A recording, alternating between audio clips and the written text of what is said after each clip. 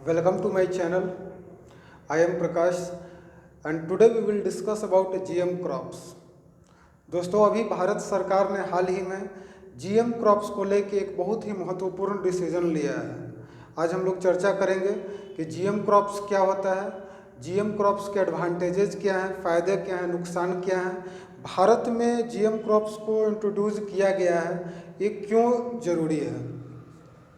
जैसा कि आप लोग यहाँ पे लिखा हुआ देख रहे हैं, ministry of environment, forest and climate change, एक जो हमारा मंत्रालय है environment, forest and climate change, जिसके अंतर्गत GEAC एक कमेटी है आपका, genetic engineering appraisal committee, cleared the proposal for the commercial cultivation of genetically modified mustard DMH11। जो मिनिस्ट्री है environment, forest and climate change, इसके अंतर्गत जो GEAC है, जेनेटिक इंजीनियरिंग अप्रेजल कमेटी, इसके द्वारा क्लियर किया गया है कि भारत में जो कमर्शियल कल्टीवेशन, यहाँ पे ध्यान देना है, कैसा कल्टीवेशन, कमर्शियल कल्टीवेशन अब स्टार्ट किया जाएगा GM क्रॉप्स का, जेनेटिकली मॉडिफाइड क्रॉप्स। और कौन से क्रॉप्स का, डेट इज मस्टर्ड, करेक्ट। अब कौन से इसमें हम लोग मस्टर्ड हाइब्रिड का यूज करें, उसका नाम है DMH11, धारा मस्टर्ड हाइब्रिड 11, याद रखना है। एक क्वेश्चन में आ भी सकता है कि DMH11 क्या है, तो DMH11 धारा मस्टर्ड हाइब्रिड 11। तो यहाँ पे एक जेनेटिक मॉडिफाइड क्रॉप्स है, ये मस्टर्ड जो एडिबल ऑयल्स है हमारे यहाँ इंडिया में, और इसमें जेनेटिकली मॉडिफाइड क्रॉप्स को अलाउ किया गया है भारत में। हम लोग देखेंगे कि आखिर इसका इम्पोर्टेंस क्या था। जहाँ एक तरफ दुनिया और जितने भी जो डेवलप्ड कंट्रीज़ हैं वो ऑर्गेनिक फार्मिंग की तरफ बढ़ रहे हैं, इंडिया में भी बहुत सारे ऑर्गेनिक फार्मिंग के तरफ प्रमोट किया जा रहा है, सरकार भी बोल रहे कि नहीं अब हम लोग को ऑर्गेनिक फार्मिंग करना है। और ठीक उसी समय में भारत में जेनेटिकली मॉडिफाइड क्रॉप्स को इंट्रोड्यूस किया जा रहा है। तो आखिर क्यों, इसका कारण क्या है। तो यहाँ पे सबसे पहले हम लोग देखेंगे कि आखिर GM क्रॉप्स किसको कहते हैं, ये जेनेटिकली मॉडिफाइड क्रॉप्स किसे कहते हैं। तो सिंपल भाषा में अगर हम बताना चाहें, जेनेटिकली मॉडिफाइड क्रॉप्स ऐसा क्रॉप्स है जैसे उसमें जीन्स को एक किसी भी प्लांट का, एनिमल का या सॉइल का जीन्स को दूसरे चीज़ में उसमें डाला जाता है, that is genetically modified crops. जैसे इंडिया में सबसे पहला जो जेनेटिकली मॉडिफाइड क्रॉप्स था वो कॉटन था, BT कॉटन हमारे यहाँ 2002 में इंट्रोड्यूस किया गया था, और उसके बाद BT ब्रिंजल 2008 में इंट्रोड्यूस किया गया था। अब BT कॉटन एक क्या है, जेनेटिकली मॉडिफाइड, इसको एग्जाम्पल के तहत हम लोग समझते हैं। जैसे क्या हो रहा था कि भारत में कॉटन का जब खेती हो रहा था तो कॉटन की खेती में एक तरह का कीड़ा लग जा रहा था उसमें, वर्म। तो वर्म कीड़ा के कारण बहुत ज़्यादा नुकसान हमारा कॉटन का जो फसल है, क्रॉप्स हो जाता था। तो क्या किया जाता है कि जो कीड़ा, जो पेस्ट हमारे कॉटन के फसल को बर्बाद कर रहा था, तो उस जो कीड़ा है, जो पेस्ट है, उसका DNA जीन्स उससे निकाल के और जो कॉटन है उसमें डाला जाता है, और उससे हाइब्रिड करवा के जेनेटिकली मॉडिफाइड, और उससे जो सीड्स तैयार होता है वो हमारा वो ऐसा कॉटन होता है कि जिसमें कोई भी कीड़ा नहीं लगता है। तो इसी तरह से किसी भी क्रॉप्स में जब हम लोग, मतलब जैसे मान लीजिए अगर यहाँ पे देखिए, जैसे ये जो मस्टर्ड जो आपका जो तैयार किया गया है जेनेटिकली मॉडिफाइड मस्टर्ड, ये हर्बिसाइड टॉलरेंट है। कैसा है, हर्बिसाइड टॉलरेंट, मतलब इसमें बहुत सारे हर्ब्स, अनवांटेड हर्ब्स जो पेड़ पौधा होता है वो लग जाता है, तो इसको नहीं होने देगा। तो ये सॉइल से लिया गया है। क्यों किया गया है, तो इसीलिए किया गया था क्योंकि एडिबल ऑयल्स का हमारे यहाँ डेफिसिट है, हमारे यहाँ बहुत ही ज़्यादा भारत में डेफिसिट है, कमी है। हम लोग लगभग 55 से 60%, 55 to 60% हम लोग जो एडिबल ऑयल से मस्टर्ड है वो इम्पोर्ट करते हैं। और अगर हम लोग जब GM मस्टर्ड को जब हम लोग प्रमोट कर रहे हैं, जब लाया गया है, तो इसका मेन मकसद एक ही है, आत्मनिर्भर भारत और सेल्फ सफिशिएंसी। इसके तहत यहाँ पे प्रोडक्शन ज़्यादा होगा और कोई नुकसान भी नहीं होगा। और दूसरा जो सबसे बड़ा कारण है क्या है कि पॉपुलेशन भी हमारा इंक्रीज करे, टू फीड इंक्रीजिंग पॉपुलेशन। अगर हम बात करें अभी हाल फिलहाल में ग्लोबल हंगर इंडेक्स जो आया था, इसमें इंडिया का क्या पोजीशन था, हम लोग अभी देखे हैं कुछ दिन पहले, बहुत ही निचले पायदान पे हम लोग थे हंगर के मामले में।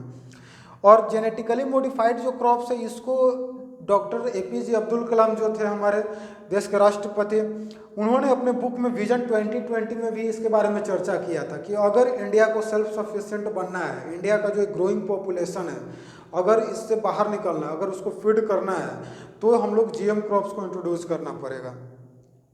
अभी ये लिखे हैं यहाँ पे प्रियंका चोपड़ा, बोलिए कि सर प्रियंका चोपड़ा का बात क्यों हो रहा है। अभी हाल फिलहाल में प्रियंका चोपड़ा यूनिसेफ के तरफ से वो अफ्रीकन कंट्रीज विजिट करने गई थी, जहाँ केन्या में वो गई थी। वहाँ पे अभी बहुत ज़्यादा हंगर क्राइसिस चल रहा है। और हंगर क्राइसिस क्यों चल रहा है, ये due to the climate change. वहाँ पे ड्रॉट, वहाँ पिछले 3 साल से लगातार बारिश नहीं हो रहा है, जिसके कारण से वहाँ पे स्टार्वेशन और death due to the starvation, भूखमरी के कारण बहुत सारे लोग मर रहे हैं वहाँ पे। तो ऐसे सिचुएशन में हम लोगों को कुछ ऐसा चीज़ सोचना पड़ेगा कि जिससे जो हमारा क्रॉपिंग पैटर्न है वो उस पर कोई दिक्कत ना आए, हम लोग जो फसल उत्पादन कर रहे हैं उस पर कोई प्रॉब्लम्स ना हो। तो हम लोग यहाँ पे एडवांटेजेस के बारे में चर्चा करेंगे कि आखिर GM क्रॉप्स का एडवांटेजेस क्या है, इसका फ़ायदा क्या है। तो सबसे पहले फ़ायदा जो है इंक्रीज्ड यील्ड।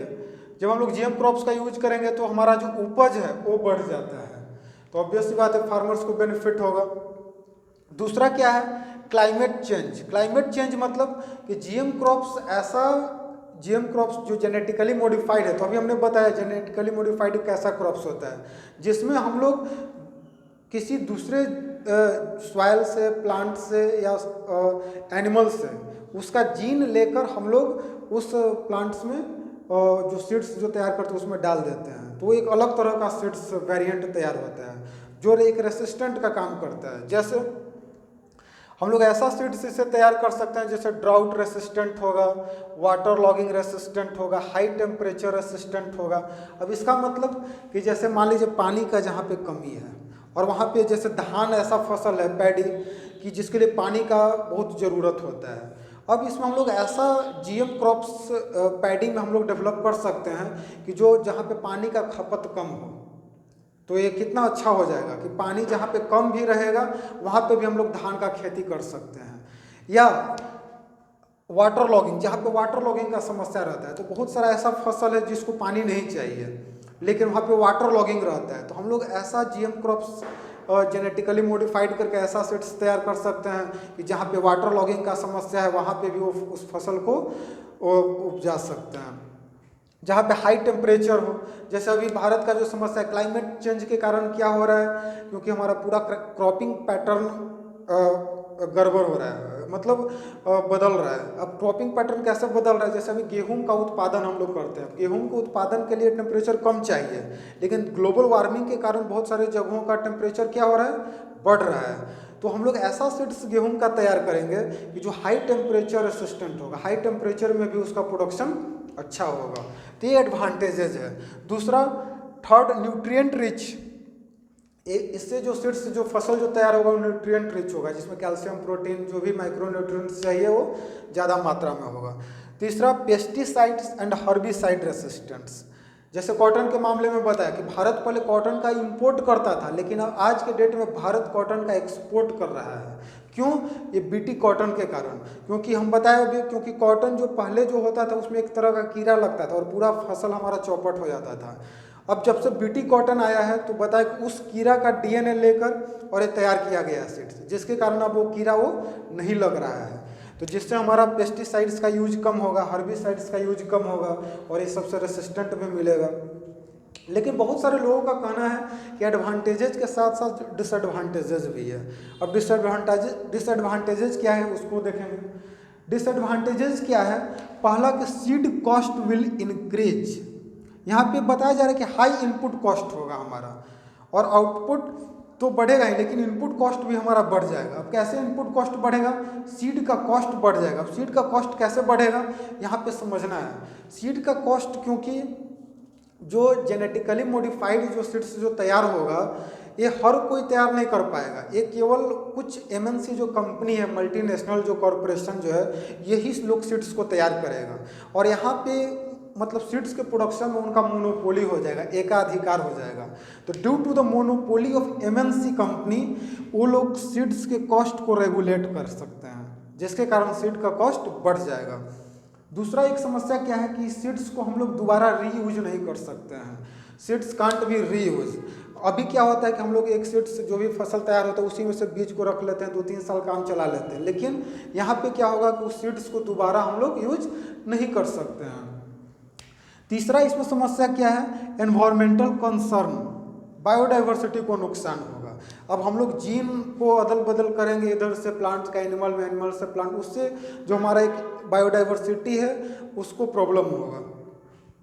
तीसरा जो लास्ट है, फोर्थ, एथिकल। एथिकल मीन्स कि एक इसको एक्सेप्टेबिलिटी बाई कंज्यूमर्स, ये भी देखा जाएगा कि कंज्यूमर्स इसको एक्सेप्ट करेंगे या नहीं करेंगे। जैसा कि अभी हमने चर्चा किया कि बहुत सारे देशों में ऑर्गेनिक प्रोडक्ट्स का डिमांड आज बढ़ रहा है, ऑर्गेनिक फार्मिंग के तरफ लोग बढ़ रहे हैं। और ऐसे समय में जीएम क्रॉप्स को जब हम लोग प्रमोट कर रहे हैं, जब इंट्रोड्यूस कर रहे हैं, तो कंज्यूमर यहाँ पे बहुत सारे देश में ऑर्गेनिक चीज़ों का डिमांड करते हैं। और वहाँ पे जीएम क्रॉप्स, जो जीएम जो फूड्स होगा उसका डिमांड कितना रहेगा, ये कंज्यूमर्स के एक्सेप्टेबिलिटी पे डिपेंड करता है। तो ये कुछ डिसएडवांटेज था।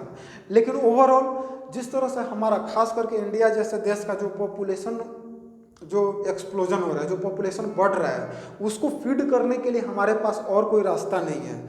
हम लोगों को ये अपनाना पड़ेगा, नहीं तो हम लोग आज के डेट में एग्रीकल्चर का हालात बहुत अच्छा हुआ है। क्यों? Due to the right policy of the government. और ये जो डिसीजन लिया गया है बहुत बेहतर डिसीजन है, जिससे हमारा प्रोडक्शन क्या होगा, बढ़ेगा।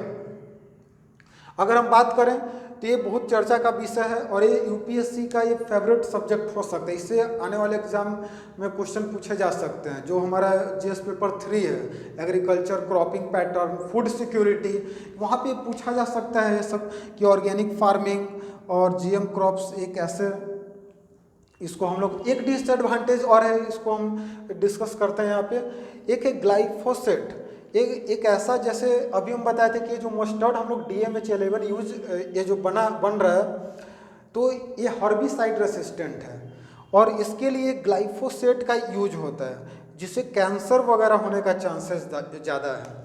तो ये तो खैर ये भी एक समस्या है कि ज़्यादा पेस्टिसाइड्स, हर्बिसाइड्स अगर यूज होगा तो बहुत सारे डिजीज भी इंक्रीज करेगा। लेकिन एक बहुत बड़े एक नोबेल प्राइज़ मिला था एक व्यक्ति को, उनका कहना था कि बीमारी से तो मरेंगे ठीक है, लेकिन उससे पहले हम लोग भूखमरी के कारण भी मर जाएंगे।